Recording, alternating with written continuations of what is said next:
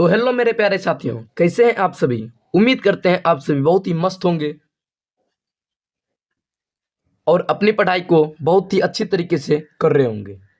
तो दोस्तों, आज की क्लास में हम आपके लिए लेकर आए हैं मैथमेटिक्स क्लास 10th का, यानी क्लास 10th का मैथमेटिक्स चैप्टर 1 का जो है प्रश्नावली 1.1 1.2 सॉरी 1.1 जो है हम पिछले वीडियो में करा चुके हैं। आज की क्लास में 1.2 करने वाले हैं। तो चलिए आज की क्लास को बिना विलंब के शुरू करते हैं। अगर आप चैनल पर पहली बार आए हैं तो चैनल को सब्सक्राइब कर लेंगे, वीडियो को लाइक नहीं किए तो वीडियो को लाइक कर लेंगे और अपने दोस्तों के साथ जरूर शेयर करेंगे। तो आज का जो आपका पहला क्वेश्चन है, यानी प्रश्नावली 1.2 का, कि निम्नलिखित संख्याओं को अभाज्य गुणनखंड के गुणनफल के रूप में व्यक्त करें। यानी इनको जो है अभाज्य गुणनखंड के गुणनखंडों के रूप में व्यक्त करना है। यानी जिनको हम बचपन से सीखते आ रहे हैं गुणनखंड करने के लिए, उन्हीं के रूप में इसको व्यक्त करना है। तो कैसे करेंगे इनको व्यक्त, देखिए आप लोग। जैसे 140 है, क्या है 140 है, इनको क्या करेंगे गुणनखंड के रूप में व्यक्त करने के लिए हम इनका टुकड़ा करते हैं। गुणनखंड का मतलब होता है गुणन और खंड, खंड का मतलब होता है टुकड़ा। यानी इसको टुकड़ा करना, छोटे से छोटे फॉर्मेट में इसको बदलना है। तो क्या करेंगे, सबसे पहले दो से इनका टुकड़ा करेंगे, उनके बाद 3 से करेंगे, उनके बाद 4 से करेंगे, 5 से करेंगे, इसी तरह से करेंगे। तो अभाज्य गुणनखंड है तो 2 से करेंगे, 3 से और 5 से, 4 से नहीं करेंगे। तो कैसे करेंगे, देखिए 2 से करेंगे तो एक बार में क्या हो जाएगा, 140 का आधा 70 हो जाएगा। फिर 2 से करेंगे, 70 में 2 से करेंगे तो 35 हो जाएगा। क्या हो जाएगा, 35। अब देखिए इनमें 2 से नहीं लगेगा, क्योंकि 2 से उन्हीं संख्या में भाग लगता है जिनके अंत में सम संख्या हो। क्या हो, सम संख्या हो। लेकिन यहां पर देखिए 5 जो है विषम है, यानी स्पष्ट है कि 2 से इसमें भाग नहीं लगेगा। तो इनमें क्या से लगेगा भाग, देखिए 3 से लगेगा। तो 5 3 8, तो 3 से उसी संख्या में भाग लगता है जिन संख्या का योगफल, यानी जैसे उनका योग करने पर जो है 3 से विभाजित हो। जैसे 5 3 8, इनको जोड़ेंगे, 5 और 3 को जोड़ेंगे तो 8 हो जाएगा। 8 जो है 3 से विभाजित तो नहीं है।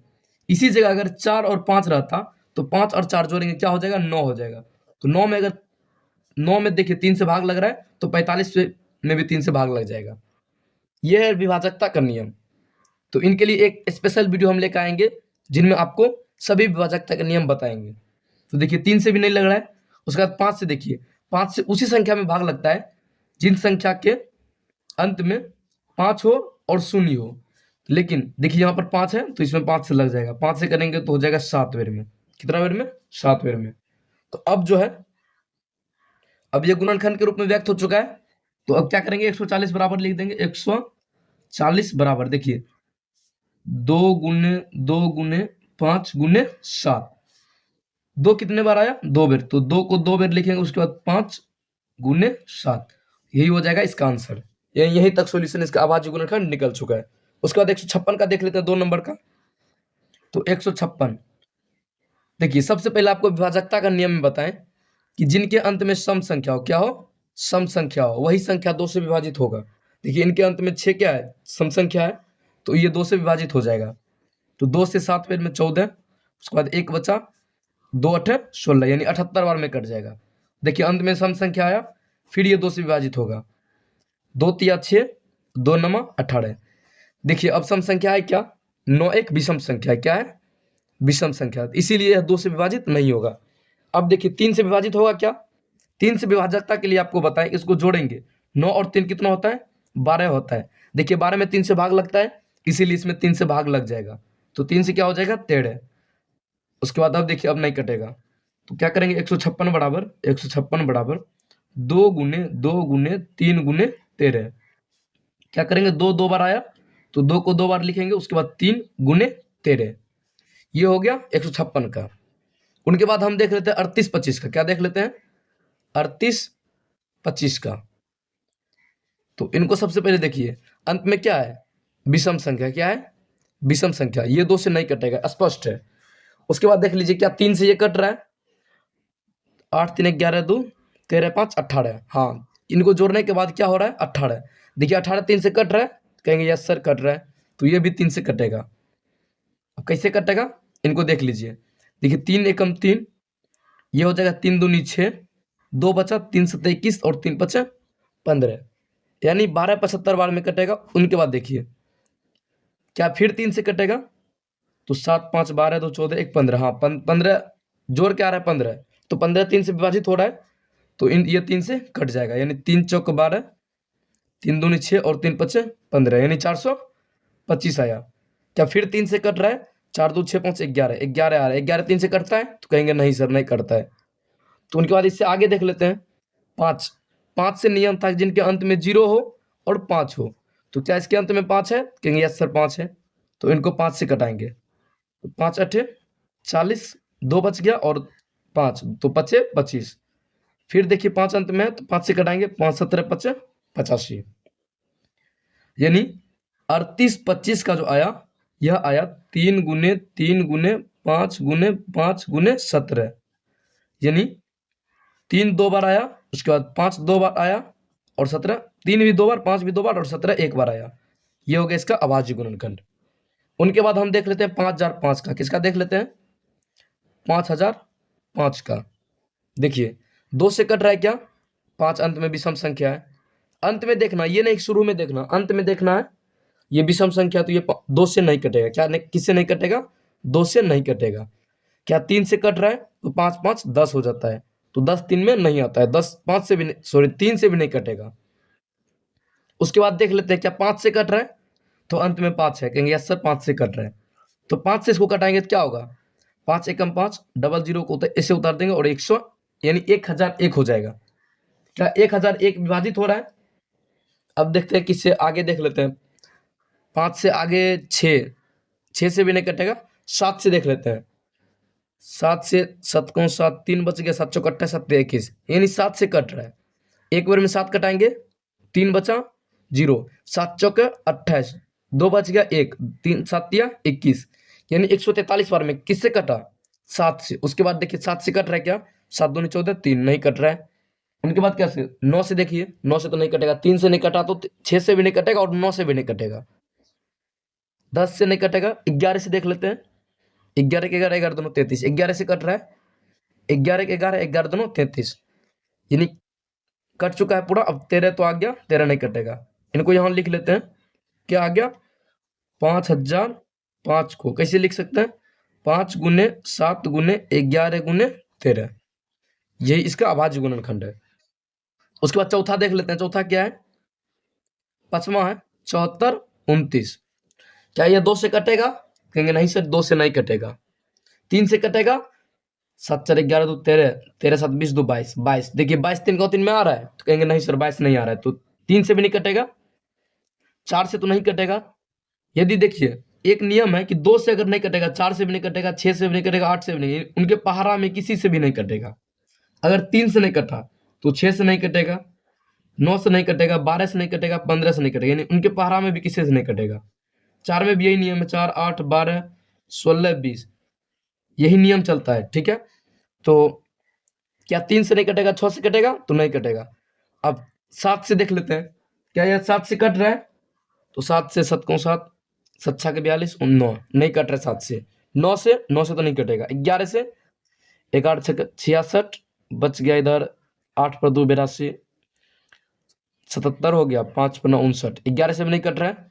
12 13, 13 से देख लेते हैं, 13 चौक 13 5 65 65 5 4 9 पर 2 92 हो गया, 13 7 91 13 नहीं कट रहा है, 19 आ रहा है अंत में। 13 के बाद आ गया आपका 17, 17 से कट रहा है क्या, 17 चौक 68, 6 पर 2 62 बच गया, 17 51, यानी 11 9 17 17 19 से 17 से कट रहा है। देखिए कितना बार में कट रहा है, 17 चौक 68, उसके बाद 62 बच गया, 17 51 और 17 17 19 से, यानी 437 बार में कट रहा है, किससे, 17 से। उसके बाद देख लेते हैं और किससे करता है, फिर 17 से कट रहा है क्या, 17 2 34, 6 पर 6 3 9 पर 97, 17 से नहीं कट रहा है। 17 के बाद 19 से देखते हैं, 19 दोनों 38 5 5 57, यानी 19 से कट रहा है। 19 दूनी 38, 5 बचा, उसके बाद 19 तिया 57। देखिए इनका जो है 74 29 बराबर क्या हो जाएगा, 17 गुने 19 गुने 23। तो ये थी अभाज्य गुणनखंड। यदि आपको यहां तक समझ में आ गया तो कमेंट में लिखिएगा, क्या कमेंट में लिखिएगा, ऐसे करके 2 वाला जो है कौन सा दिल, लाल वाला दिल शेयर कीजिएगा। कौन सा दिल? लाल वाला दिल, यानी लाल दिल 2 को शेयर कीजिएगा ताकि हमको पता चले कि जो है हमारे क्लास से बच्चे को गुणनखंड समझ में आ गया है। उनके बाद अगला जो है, अगला देख लेते हैं। पूर्णांकों के लिए 2 नंबर है कि पूर्णांकों के लिए निम्नलिखित युग्मों के एचसीएफ और एलसीएम ज्ञात कीजिए। क्या कर रहा है? एचसीएफ और एलसीएम ज्ञात कीजिए तथा इसकी जांच कीजिए। जांच भी करना कि दो संख्या का गुणनफल बराबर एचसीएफ गुना एलसीएम, यानी दो संख्या का जो गुणनफल होता है एचसीएफ बराबर एलसीएम आ रहा है क्या। पहले इसका हम क्या निकालेंगे? एचसीएफ और एलसीएम। उसके बाद जांच भी करेंगे कि क्या दोनों संख्या को गुना करने पर एलसीएम गुना एचसीएफ आ रहा है। तो सबसे पहले इनका हम एचसीएफ निकालते हैं और एलसीएम निकालते हैं। तो एचसीएफ और एलसीएम निकालने के लिए इनका हम क्या करेंगे? गुणनखंड करेंगे। क्या करेंगे? गुणनखंड करेंगे। तो 26 को करेंगे किससे? देखिए अंत में सम संख्या है तो 2 से कर लेंगे। 2 को 2 13 आ गया। उनका 91 का कर लीजिए। 91 तो 2 से नहीं कटेगा, 3 से भी नहीं कटेगा, 4 5 6 7 8 7 से कट सकता है। 13 7 91।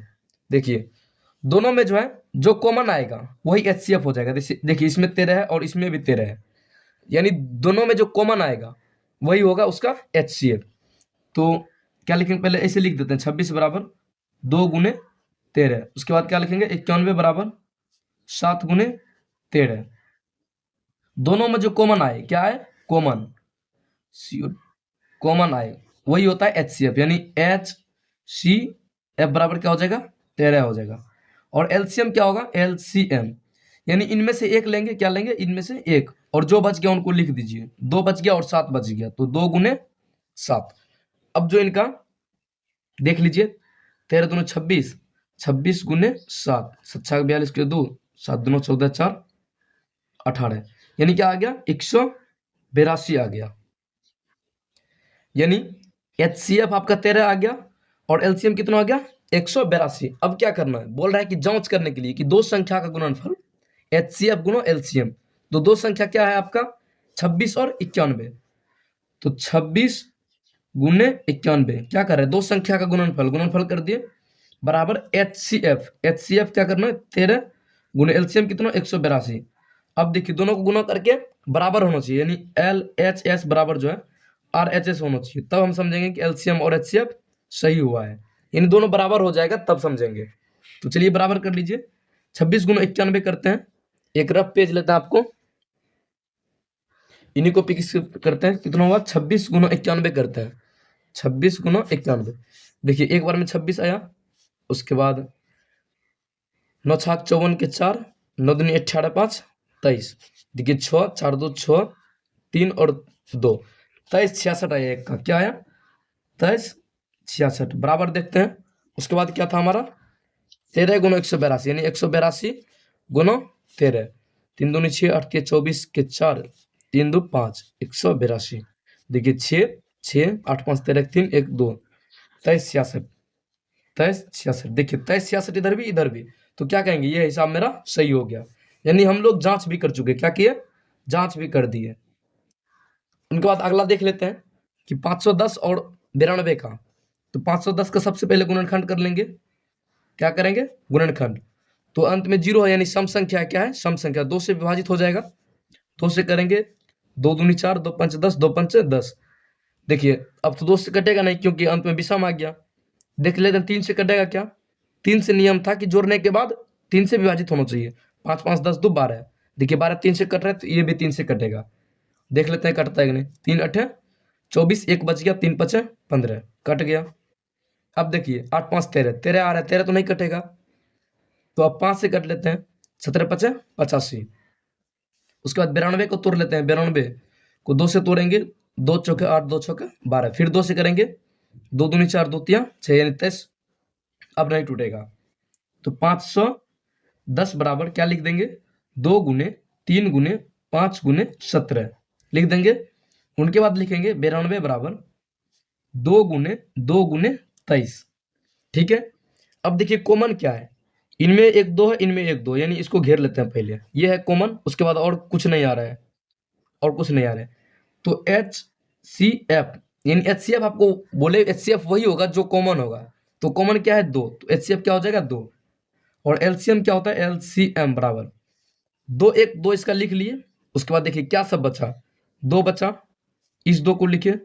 उसके बाद 3 बचा, इस 3 को लिख लिए। और जो ये 5 बचा है 5 को लिख लेंगे। 17 बचा 17 लिख लेते हैं, और 23 बचा 23 लिख लेते हैं। यानी जो बच गया वो एलसीएम में लिख देंगे। अब जो गुना कर लीजिएगा, तो 2 दूनी 4 तिया 12, 12 पंच 60, 60 गुनो 6, 17 6 का 2 तल, यानी 1020 हो गया। 1020 को 23 से गुना करना है। किसको करना, 1020 को 23 से गुना, 1020 गुने 23 करना है। तो हो गया 0 3 दूनी 6, 0 और 3। उसके बाद 0 4 0 2, 0 6 4 3 2, यानी 23 460 आया। क्या आया, 23 460, 23 460। ये क्या आया आपका, एलसीएम आया 23 460, और एचसीएफ क्या आया 2। अब जांच कर लेते हैं। जांच करने के लिए आपको बताएं, क्या बताएं कि एलसीएम गुना एचसीएफ बराबर 2 संख्या, यानी 2 संख्या गुणनफल एचसीएफ गुना एलसीएम होता है। 2 संख्या क्या हमारा 510 गुने 92 बराबर एचसीएफ गुना एलसीएम। एलसीएफ 2 है और 23 460 है। सबसे पहले हम इस साइड का कर लेते हैं। 0 है, 6 दूनी 12 का 2, 4 दूनी 8 1 9, 3 दूनी 6 और 2 दूनी 4, 46 920 आ रहा है। इधर का देख लेते हैं, 510 गुना 92, 510 गुना 92, 0 आ गया। 2 5 दूनी 10, उसके बाद 0 9 9 5 45, यानी 0 2 9 6 और 4, 46 920, 46 920। देखिए क्या हमारा LHS बराबर RSS आया, यानी 46 920 और 46 920, यानी हमारा ये भी करेक्ट है और जांच भी कर चुके हैं। अब हम लोग तीसरा देख लेते हैं। किसको देखते हैं, तीसरा। तीसरा 336 है। क्या है, 336। पहले 2 से करेंगे, 2 एकम 2, 2 छक्का 12, 2 8 16। फिर 2 से करेंगे, 2 8 16, 2 चौके 8। फिर 2 से, 2 चौका 8, 2 दूनी 4। फिर 2 से 21। फिर 3 से करेंगे, 3 7 21। अब नहीं कट रहा है। उसके बाद 54 कर लेते हैं। 2 से करेंगे तो 27। उसका फिर 2 से काटेंगे इसको, तो क्या आ जाएगा, 2 से नहीं कटेगा, सॉरी, 7 दूनी 9। 3 से कट जाएगा, 3 9 27। फिर 3 से करेंगे, 3 3 9। क्या आ रहा है, 336 बराबर क्या आ रहा है, 2 गुने 2 गुने 2 गुने 2 गुने 3 गुने 7। उसके बाद क्या आ रहा है इधर, 54 बराबर 2 गुने 3 गुने 3 गुने 3। अब बताइए इसमें कॉमन क्या आ रहा है, इसमें 1 2, इसमें 1 2, एक कॉमन आया, ये इधर 1 3 है, इधर 1 3, यानी एक कॉमन ये आया। 2 कॉमन आया, तो HCF बराबर क्या लिख देंगे, 2 गुने 3 बराबर 6। और एलसीएम क्या लिखेंगे, जो इधर आ गया इनको लिख देते हैं। 1 2 1 3 आया, 1 2 और 1 3 आया। अब जो बचा उनको लिखते हैं, 1 2 3, 3 को 2 बचा, 1 2 3, 3 2 बचा। उनके बाद 7 बचा, 7 लिख देंगे। उसके बाद 2 को 3 बचल है, सबको लिख दिए। अब बताइए इसका गुनो क्या आया, 3 दूनी 6 दूनी 12 दूनी 24 दूनो 48। उसके बाद 48 गुना 48 एक साइड हुआ, 7 21 दिया 63, 48 गुना 63 करना हमको। तो 48 गुना 63, तो छोटी 8 तिया 24 के 4, 4 तिया 12 तो 14। उसके बाद 8 48 के 8 और 6 24 4 28, यानी इधर 4 आया, 8 4 12 के 2, 8 1 9 1 10 के 0, 2 1 3, यानी 30 24 आया। क्या आया, 30 24 आया हमारा। उनके बाद देख लेते हैं, अब जांच कर लेते हैं। क्या करते हैं, जांच कर लेते हैं। जांच के लिए हम क्या करेंगे, 2 संख्या पहले लिख देंगे, 336 गुने 54 बराबर लिख देंगे 30 24 गुने 6। अब इधर गुना कर लीजिए, इधर गुना कर लीजिए। 30 24 गुना 6 कर लेते हैं, 6 24 के 4, 6 2 12 2 14 4, इधर 1 बच गया, छोतरी 18, यानी 18 144 आ रहा है। क्या आ रहा है, 18 144। इधर करते हैं 336 गुना 54 कर लेते हैं। देखिए 336 गुना 54 कर लेते हैं। 6 6 24 के 4,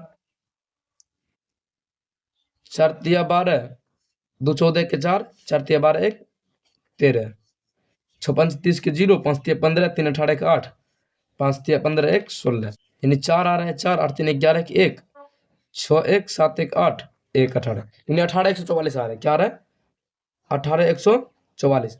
देखिए LHS बराबर RHS आ रहा है क्या, तो ये भी करेक्ट हो जाएगा। क्या आपको ये समझ में आ गया। तो अगर आपको ये समझ में आ गया तो हम आगे बढ़ते हैं। क्या करते हैं, आगे बढ़ते हैं और अगला देखते हैं। उनके बाद जो है ये 3 नंबर देखिए कि अभाज्य गुणनखंड विधि द्वारा निम्नलिखित पूर्णांकों के एचसीएफ और एलसीएम ज्ञात कीजिए। यानी अभाज्य गुणनखंड विधि द्वारा जो है इस पूर्णांकों का एचसीएफ और एलसीएम ज्ञात करना। क्या करना है, एचसीएफ और एलसीएम। तो उनके लिए सबसे पहले देखिए इन सबका गुणनखंड करेंगे। पहले 12 का कर लेते हैं, 2 से करेंगे 6, फिर 2 से करेंगे 3, अब आ गया 15 कर लेते हैं, 3 से करेंगे 3 5 15, उसके बाद 21 से कर लेते हैं, 3 7 21 और बारी बारी से लिख देते हैं। तो इस लिख लेते हैं 12 बराबर 2 गुने 2 गुने 3, उसके बाद क्या है 15, तो 15 बराबर 3 गुने 5 आ रहा है, उसके बाद 21 आ रहा है, 21 क्या आ रहा है 3 गुने 7। अब देखिए कॉमन क्या है, जो कॉमन होगा वही होगा एचसीएफ। तो इनमें भी 3 है, इनमें भी 3 है और इनमें भी 3 है, तो एच सी एफ बराबर क्या आ जाएगा 3। उसके बाद देखिए एल सी एम, एलसीएम क्या होता है, जो कॉमन है उसको एक बार लिख लेंगे। अब जो बचा अब सबको उतार दीजिए, 2 को 2 बचा तो 2 गुने 2, उसके बाद क्या बचा 1 5 और 1 7, तो 1 5 और 1 7 को लिख लीजिए, इनको गुणा कर लीजिए, 3 दूनी 6 2 12 5 60 7 6 42 यानी 420 आ जाएगा। क्या आ जाएगा 420, ये होगा इसका आंसर। यानी एचसीएफ जो है 3 आया और एलसीएम जो है ये क्या आया 420 आ गया। उसके बाद जो है अब 2 नंबर देख लेते हैं। ये जो 2 नंबर है इनमें देखिए क्या कट रहा है सब, 17 को अगर तोड़ेंगे 17 को एक बेर में 17, यानी 17 से 17 एक सॉरी, उसका 23 तोड़ते हैं, 23 को 23 से ही भाग लगेगा, 29 में 29 से ही लगेगा। क्या लगेगा 29 में 29 से, क्योंकि सब के सब अभाज्य संख्या है। क्या है, सब के सब अभाज्य संख्या है। अब वही होगा 1 1 1, यानी सब में क्या आ रहा है कॉमन, 1 आ रहा है कॉमन, तो एच सी एफ बराबर क्या आ जाएगा 1 आ जाएगा।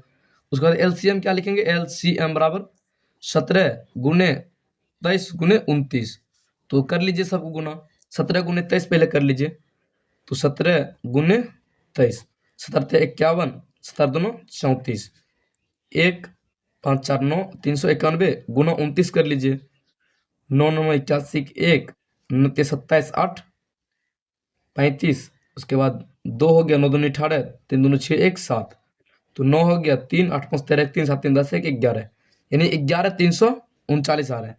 क्या रहा है 11 339, एलसीएम क्या रहा है 11 339।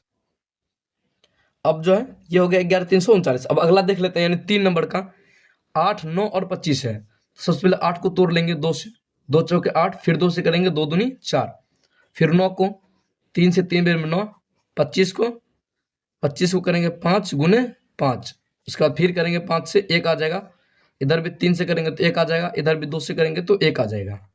ठीक है, उसके बाद 8 बराबर लिख देंगे 2 गुने 2 गुने 2 गुने 1, उसके बाद लिख लेंगे 9 बराबर 3 गुने 3 गुने 1, उसके बाद क्या लिखेंगे 25 बराबर 5 गुने 5 गुने 1।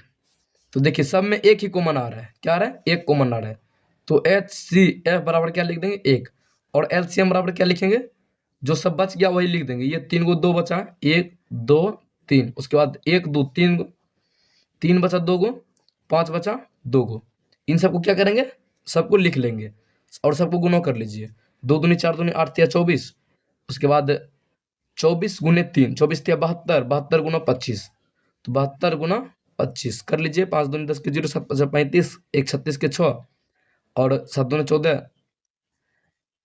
0 हो गया, 6 10 के 0, 7 3 7 1 8, उसके बाद 1 आ गया, क्या आ गया 1800, यानी एलसीएम जो है इनका 1800 आ जाएगा। क्या आ जाएगा 1800।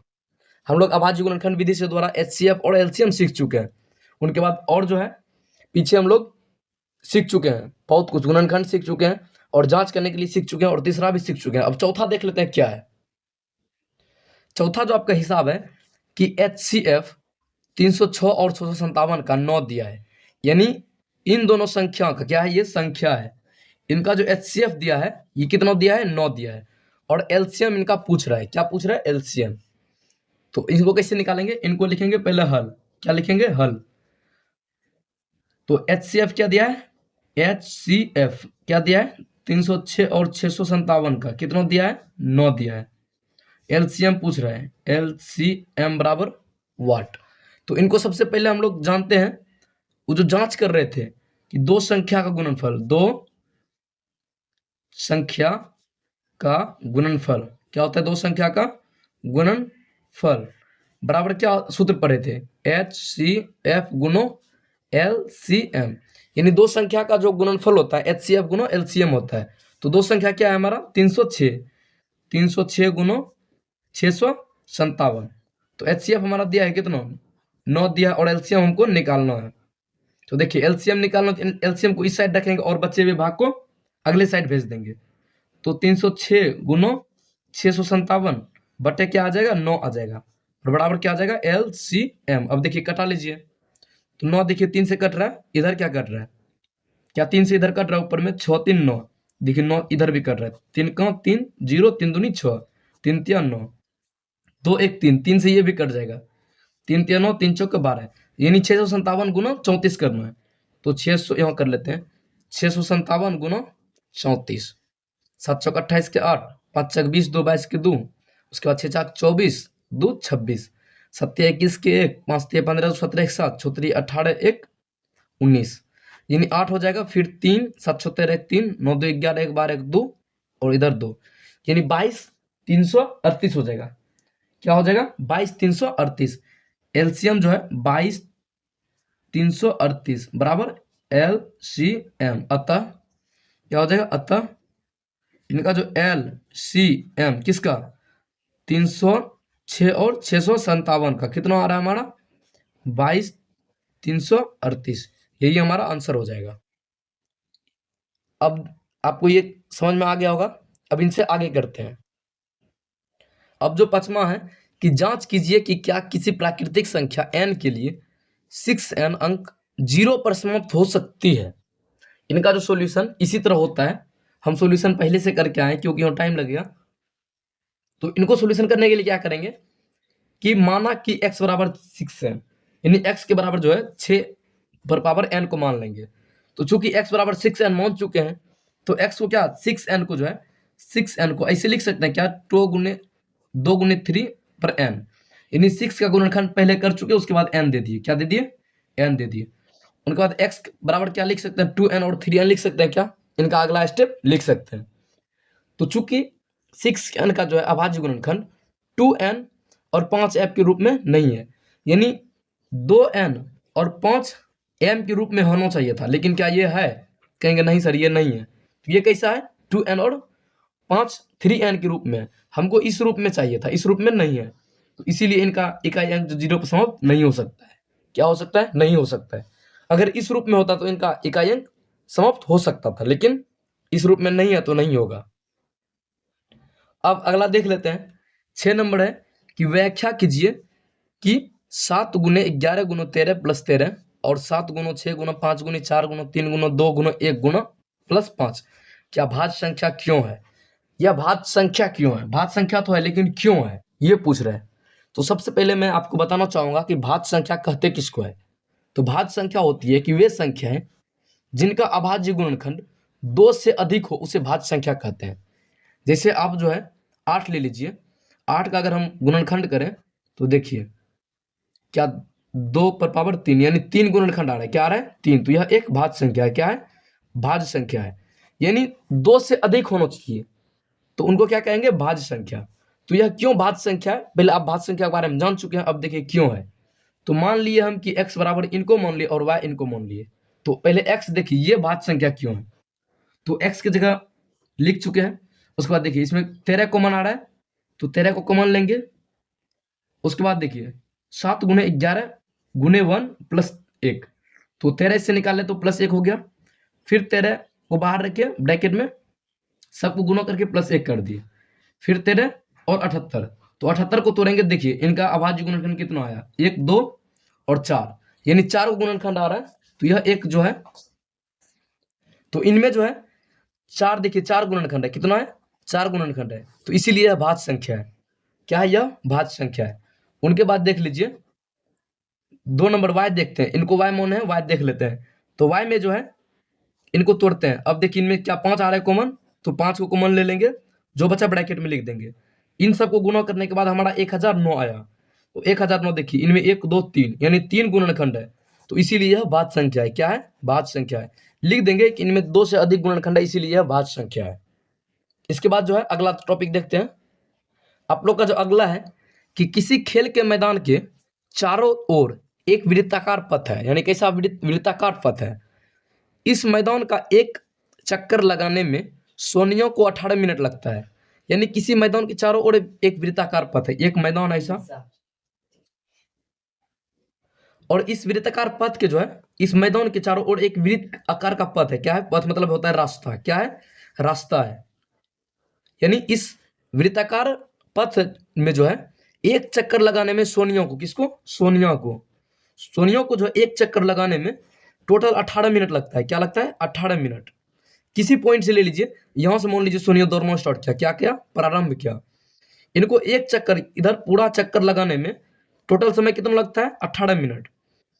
उसके बाद कहता है कि रवि को 18 मिनट लगता है, जबकि इसी मैदान का एक चक्कर लगाने में रवि को, यहाँ 18 मिनट नहीं होगा, तो यहाँ पर 18 नहीं 12 मिनट है। इसी चक्कर लगाने में किसको? रवि को कितना मिनट लगते हैं? 12 मिनट। यदि रवि यहां से प्रारंभ करता है, कहां से? रवि यहां से ऐसे चक्कर लगाता है, तो रवि को कितना मिनट लगता है? 12 मिनट। तो कहता है कि मान लीजिए वे दोनों एक ही समय पर चलना प्रारंभ किए, एक ही दिशा में चलते हैं, तो वे कितने समय के बाद पुनः उसी स्थान पर मिलेंगे। बोल रहा है कि इस मैदान का रवि भी चक्कर लगा रहा है और सोनिया भी चक्कर लगा रही है, तो दोनों कितने मिनट के बाद जो है पुनः इसी स्थान पर मिलेगी। तो इनके लिए जो इनका हम एलसीएम निकालते हैं। क्या निकालते हैं? एलसीएम निकालते हैं।